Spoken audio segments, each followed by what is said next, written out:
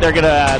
I don't know what he's doing now. So just kind of keeping track of how the thief is really, really mobile. He can dodge around. Right now he's caught in those binding roots that the oak cart has made. And once he gets out of that, you can see him kind of get thrown.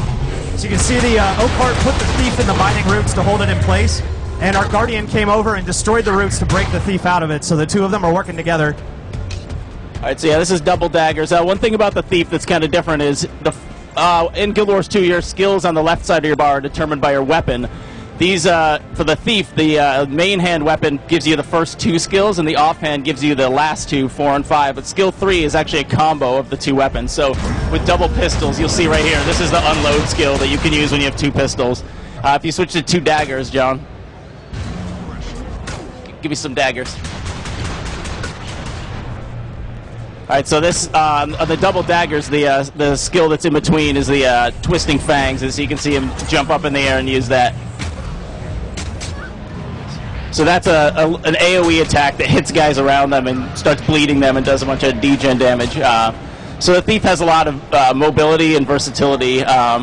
Skill number 5 here on the daggers, you actually hit a guy and it'll make you cloak. So you want to show that off, or not? Dagger 5. Dagger 5. Yeah, go kill we're stuff, headed John. up right now to a location from Guild Wars 1 that some of you probably remember. This is Nibu Terrace. And it has definitely changed a lot in 250 years. And right now... All right, so right now they're coming up on a chicken. They're going to try and flank it. Yeah, get behind that. Nice.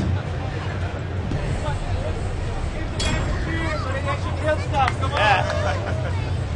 Go kill some stuff. So Nibu Terrace is right on the edge of Centaur territory, and part of the story is that the humans are embattled and they're fighting for their survival against armies of centaurs that are taking over all the land that the humans once owned in Guild Wars 1. So right here at the edge of Nibu Terrace is literally the edge, the front line of the war against the centaurs. You can see off in the distance there's all the centaur camps and everything, and we found our first dynamic event. Notice we didn't need to talk to anybody, we didn't need to read anything, you literally just walked into it, you saw some catapults, and you can go destroy them. All right, so they're working on this catapult. It's going to go down in a second. So these catapults here are bombarding Nibu Terrace. The houses in the city are actually on fire, and they're breaking apart as the catapults are hitting them.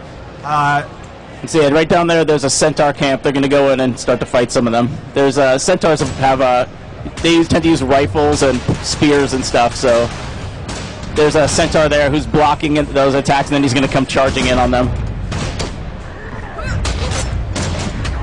So Guild Wars 2 features an open world dynamic experience. It has that was not dynamic.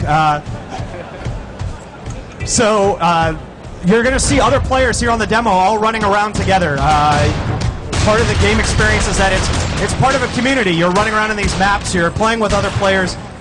These events kick off and everybody comes together and you form sort of these ad hoc groups where you're all playing together and you get rewarded for your actions. Our events dynamically scale, so the more players who show up in an area, the more creatures that show up to fight against you, so there's always enough stuff for everyone to do. We also set it up so that when people attack creatures, everyone can get credit for helping kill that creature. There's no loot stealing, there's no creature tagging. You always, when other players are around, you always get rewarded for it, and they can't steal from you. So you can see that's one of the thief heal skills, where he heals himself and rolls out of the way to get out of combat.